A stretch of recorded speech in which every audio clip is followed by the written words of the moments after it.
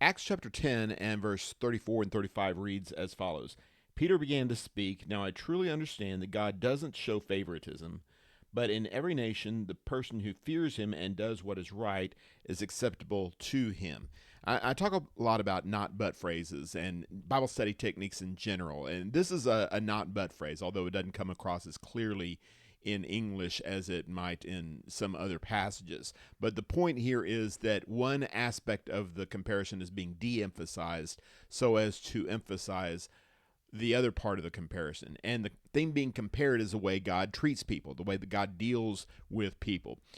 God does not play favorites, rather, he allows everybody to be saved.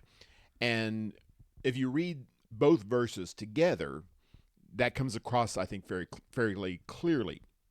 If you want it to come across, that is. It's oftentimes been said the Bible is its own best commentary. And this is a situation where that's the case. If you read the context, if you understand what's going on in a general sort of sense, then the meaning presents itself without a whole lot of difficulty. And in the context, of course, what's going on is that Peter is preaching to the household of Cornelius, which is to say to the Gentiles for the first time.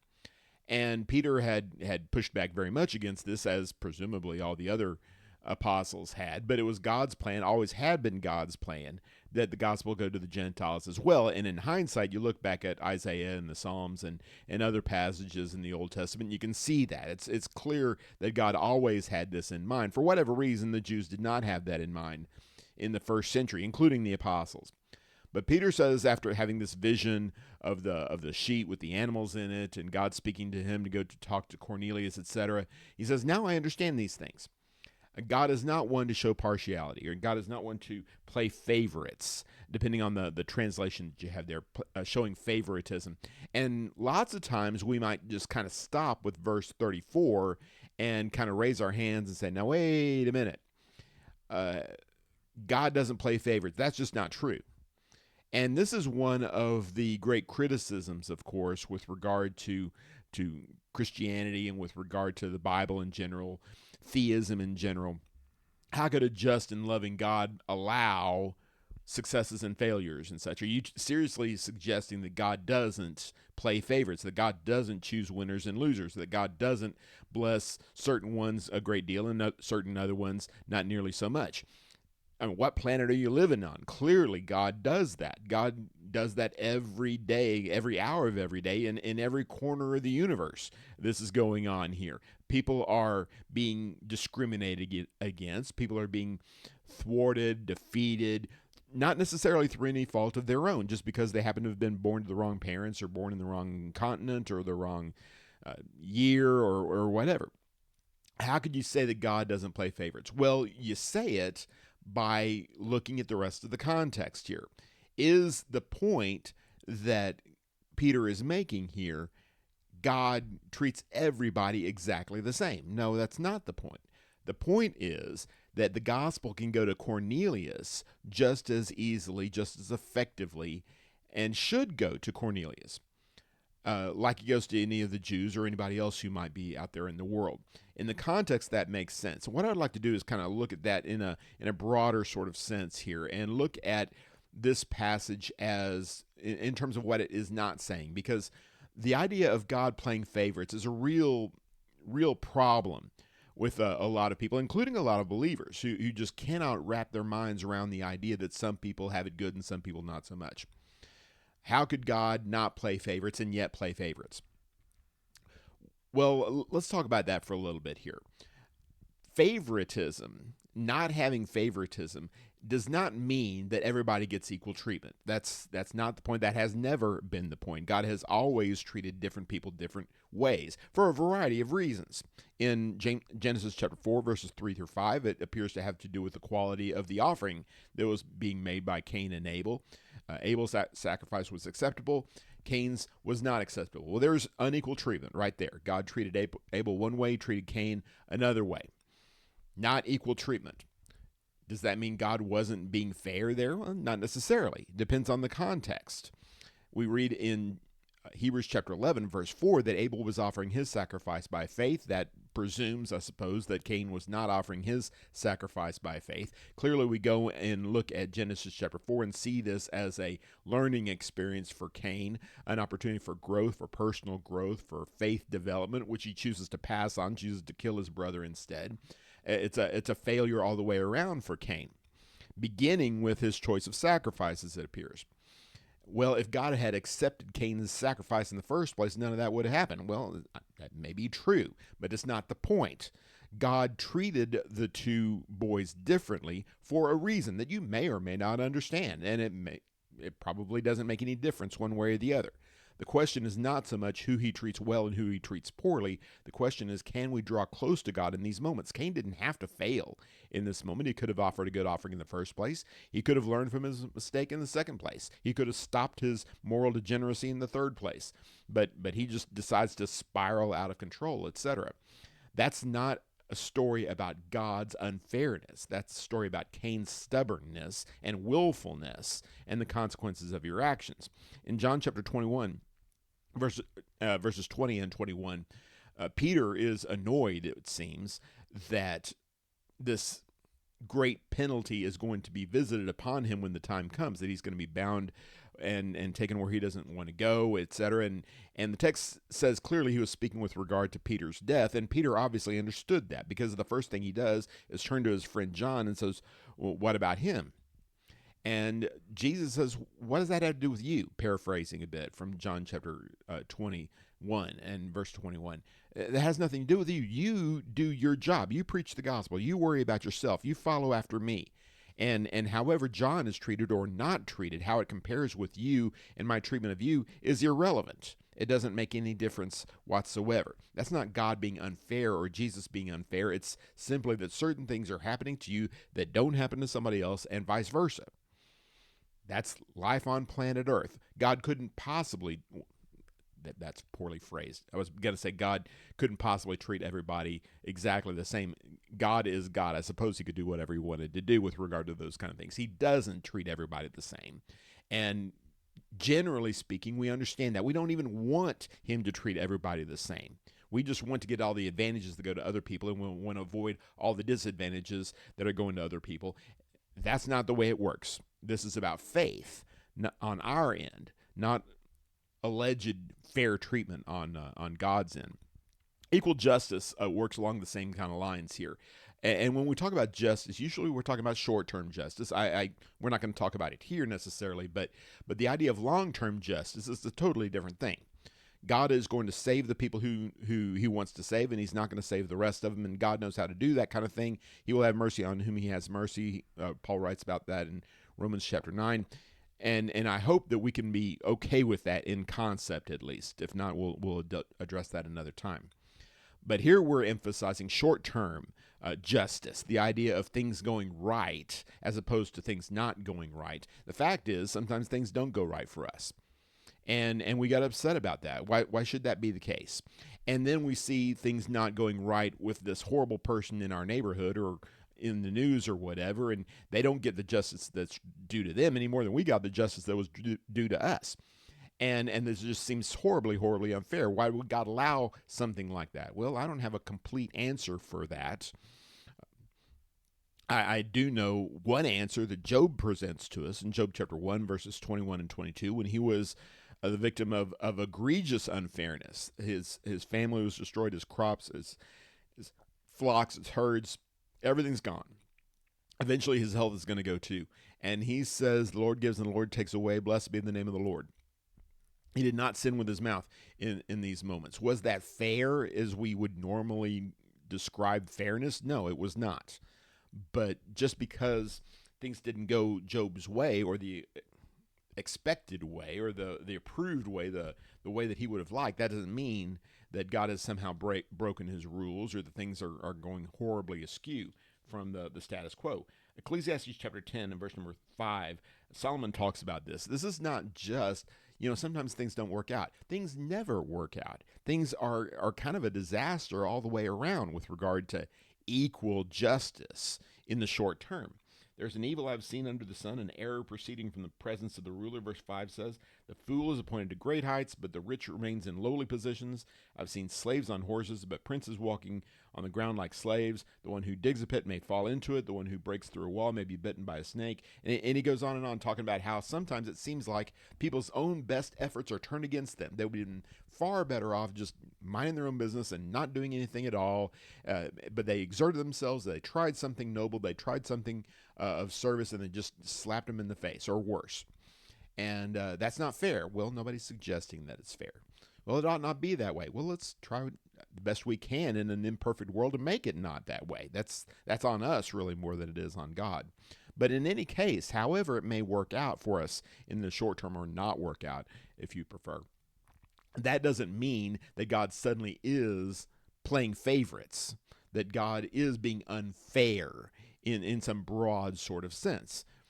I think there'd be a much better case to be made that human beings are unfair and we're suffering the consequences of that. And that lends itself to a conversation about free will and God allowing us to go in the path, including the wrong path, as we may choose. And that's a whole other kind of conversation there. I don't think we want to set ourselves up for robbing ourselves of free will, telling God we don't want to be creatures of free will. We want to be robots. We want to be automatons, and you just kind of move us on your little chessboard or wherever you want and make all of our decisions for us. And that way everybody's going to be good and nobody's going to be bad.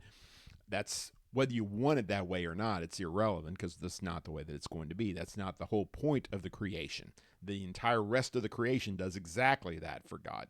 We serve him or do not serve him by our own choice. That's the way he's set it up. Let's talk about power for a little bit also, the idea of equal power. This comes up a lot in conversation. The Bible is oftentimes used as a tool of social engineering to try to accomplish certain political purposes or social purposes, or purposes with regard to healthcare or education or whatever it happens to be. And certainly we're talking about economic equality here. Rich people giving so that the poor will have more, and maybe the rich people having less is an inherently good thing, depending on your politics. And I don't want to get into politics here, obviously. But the Bible talks about that kind of thing a lot. And certainly God could work it out where we were all, we all had one vote, essentially, like we're supposed to have in America here, that everybody is equal and that everybody has the same amount of power. Well, that's just nonsense. We don't have the same amount of power. Nobody ever has in any human society. We get that. We understand that. We don't like that. And it's convenient for us to argue that God ought to stop that. Well, whether God ought to stop that or ought not stop that is irrelevant. He's not stopping that. He never has stopped that. We see over and over again references to this social inequality, if you will, and the answer is never, God's going to fix it. The answer is always, you be responsible where you are. You do the best you can where you are in an imperfect world, an imperfect society, and use your status, whatever it happens to be, to glorify God. The difference in status is, I wouldn't say ridiculed necessarily or minimized, but they're put in context at least. In James chapter 1 and verse number 9 and 10, let the brother of humble circumstances boast in his exaltation, but let the rich boast in his humiliation, because he will pass away like a flower of the field. Verses 9 and 10 there. He's not saying that being poor is inherently good and being rich is inherently bad, or that rich people are going to get it one of these days and the poor people are going to be blessed one of these days. That's not his point. The point is that when we come together in the church, when there is no rich or poor in the church, in the same way there's no male or female or slave or free in the church, Galatians 3:28 famously makes that argument. The point is not that these social inequities don't exist anymore.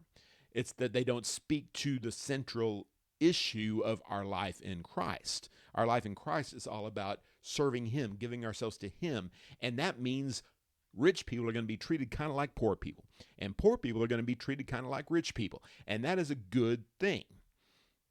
It's good for the individuals. Yeah, I think you could make a good case for that, but the bigger issue is it's good for the church. It's good for us as a community, as a fellowship, that we don't maintain the social inequity that we see and that we complain about in the world. It's not the case in the church. Could God just kind of rub it all out and kind of make us all on an equal footing? I suppose he probably could. The fact that he never has ought to be an indication to us that he never will, and that efforts on our part to equalize things are, to a certain degree at least, an exercise in foolishness. I'm not suggesting we shouldn't try to make it a little bit more fair or whatever. That's depends on your politics as far as that kind of thing goes.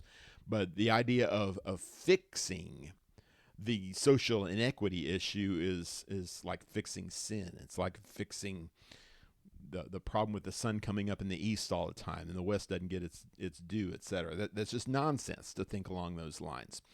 Power is unequal. And there is ultimately a comeuppance. The Bible does talk about this, that if you delight in the things of this life, you delight in the power that you have or that you like to think that you have, there will be a reckoning for your poor stewardship one of these days. We see a bit of that in Luke chapter 16, in verse number 25, how Father Abraham is ministering, as it were, presiding over this discussion of sorts, this debate, I guess you might say, between the rich man who's in torment and the poor Lazarus, the sick man, the former sick man who was in Abraham's bosom being comforted. And all of a sudden, what seemed horribly unfair in one direction is horribly unfair in the other direction, too. The point is not that rich people are all going to go to hell and poor people are all going to go to heaven, obviously. The point is that God sees all of these things. And in his way, if we will have faith, if we will have hope, inequity will be dealt with.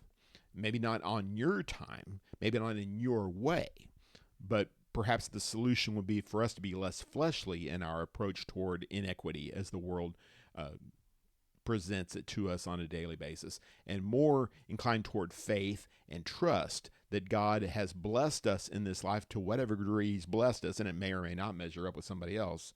But ultimately, we trust in him and that he will give us the things we stand in need of in a spiritual arena and ultimately in an eternal arena. That's what we're looking for. Okay, well, all that being said, if that's not what God playing favorites is talking about, what is it? Because it's in the Bible. Peter says by inspiration that there is no partiality with God. Well, in one sense, is there no partiality? I think his point is that we all have equal access to God. And again, it's difficult for us to understand this, given that we have spent our entire lives in churches that are essentially Gentile in their orientation, certainly not prejudiced horribly against Gentiles. That seems unthinkable in our perspective. But we understand from a biblical perspective, from a first century perspective, that you have centuries and centuries of Jews that were looking forward to this Messiah, and their hope was rooted in their Jewishness. And they didn't really see a whole lot of application toward these things toward Gentiles. They're slow coming around. Some of them never got there in the first century. But Peter has gotten there. Peter gets it. He's going to have some trouble applying this eventually, but that's another story.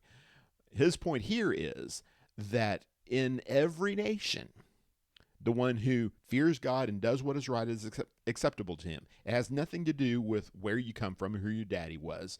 It's about whether you are willing to do these two things. And if you can do these two things, then God will approve you.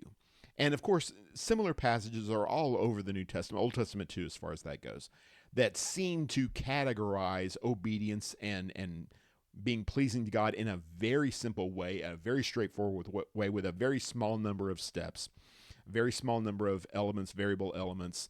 And I hope that we understand that we're not supposed to take any of those passages as the definitive, be-all kind of commentary on how we approach God. This is a generalization here. And like most generalizations, if you start picking it apart, if you start looking at what exactly it means, for instance, to fear God, or what it means to do what's right, you're going to cover pretty much all the bases that are covered in all these other passages that are talking about here. You're going to be hard-pressed to find anything that you might do that would pursue God's will in your life that doesn't fall under these headings. Now, you might be able to find an extreme example here, and that, make of that what you will. But I think the point that he's making here is if you're willing to fear God, and if you're willing to do what's right, God will approve you, and he doesn't care where you came from. He's not going to be partial with regard to what your nationality is, or your native language, or anything like that. Fearing God is all about leaning on him and accepting the gospel as it is presented. Believing that God is, in fact, in control of these kind of things, trusting him as the ultimate arbiter, which, by the way, speaks to the idea of supposed partiality, too. If you truly fear God, then you're not going to worry so much. You're not going to try to make excuses for yourself. I mean, to say, with regard to, well, it's not really my fault that I fell short. It's like you're in charge of this discussion somehow or another. God is the one who is in charge. And if you fear God, you're going to be motivated to please God rather than to convince him that somehow your way was better in the first place. In Romans chapter 10 and verse number, I'll back up to verse number 6 or so. He says here that the righteousness that comes from faith speaks like this. Do not say in your heart, who will go up to heaven, that is to bring Christ down, or who will go down into the abyss, that is to bring Christ up from the dead. That's the hard stuff. You're not responsible for the gospel being preached in the world. You're not responsible for raising Christ from the dead. God's taking care of those things. On the contrary, verse 8, what does it say? The message is near you, in your mouth, and in your heart. He's alluding to various things that are said by Moses in the old law here that supposedly Jewish Christians should understand, that they may or may not understand. But anyway, the point is that God is trying to communicate with his people. He's trying to put his message in simple and understandable and applicable terms. He explains it in the gospel text there in verse number 8. This is the message of faith that we proclaim. If you confess with your mouth Jesus is Lord and believe in your heart that God raised him from the dead, you will be saved. One believes with the heart, resulting in righteousness, and one confesses with the mouth, resulting in salvation. And like we said before, that's not everything that the New Testament has to say with regard to salvation. But you become this kind of person. This is the one who God is interested in saving. He's interested in saving the one who confesses Jesus as Lord and believes in the resurrection in his heart. That person is going to be saved, he says here. And well, the baptism isn't mentioned there. Well, there are a lot of things that aren't mentioned there. That's true. The grace of God isn't mentioned in that text either. And there are many, many other elements that we could talk about that aren't mentioned. The point is what he is mentioning. He's saying, you be this kind of person, no matter who you are. Jew or Gentile, doesn't make any difference. He goes on to say in verse number 11, the scripture says, everyone who believes on him will not be put to shame, since there is no distinction between Jew and Greek, because the same Lord of all blesses all who call on him. For everyone who calls on the name of the Lord will be saved. And that's another passage that's gone to a variety of times by a variety of people, trying to make it out like nothing's necessary except calling on the name of the Lord. He just said that confessing Jesus as Lord and believing in his heart that God raised from the dead was necessary just a couple of verses earlier. He didn't mention calling on the name of the Lord in verse number 9. He didn't mention confession in verse number 13, as far as that goes. All of these things are put together. And the broader point is, lest I get too far off topic here, the broader point is that if you agree to accept Jesus as Lord, if you will fear God, if you will trust that his word is right, and you commit yourself to that task, you can be saved. And doing right works the same kind of way. There's some things mentioned in this passage that can be referred to as doing right as far as confession goes and having faith, etc. Micah 6 and verse 8 is a classic text to go to from the Old Testament with regard to what does the Lord require of you? To do justice, to love mercy, to walk humbly with your God. Again, that's another list. Is it a comprehensive list? No, it's not. Is it an indicating list? Yes, it is. Be that kind of person. Be the kind of person who does just things, who loves kindness, someone who is humble before his God. If you will do right things, God will be pleased with you, and he will reward you appropriately, no matter where you came from. And no, that doesn't mean that we're saved by our works, or that anybody ever was saved by their works. It's saying that God beckons you to come to him, to accept his grace on his terms. And these are the terms that he gave Cornelius, the terms that he gives us today, the terms of fearing God and doing what is right. If you're willing to do that, if you're committing yourself to him, it doesn't matter where you came from. It doesn't matter what you did in your past. It doesn't matter how many years of rebellion you've lived. You can and you will be saved. God's power is greater than anybody's individual person's rebellion, including yours, including mine. And we can be grateful that that is the case. So let's not accuse God of being partial without putting a little bit of context on it here. Is God being unfair to us? No, he is not. Is God treating some people differently than other people? Obviously so. How do we reconcile that? We reconcile that through faith. We believe that God loves us. We believe that God is opening doors for us. And if we will trust in him and go where he has us to go, where he's indicated we should go, we accept his salvation on his terms, then we're going to be fine. We're not going to have anything at all to complain about in this life or in the next. I hope that is an interesting lesson with regard to Bible study technique, and especially with regard to the partiality or alleged partiality that God's guilty of. I hope that you can continue to draw closer to God and allow him to be your Lord and allow him to be your confidence as days progress toward eternity. Thank you for being here, and God bless.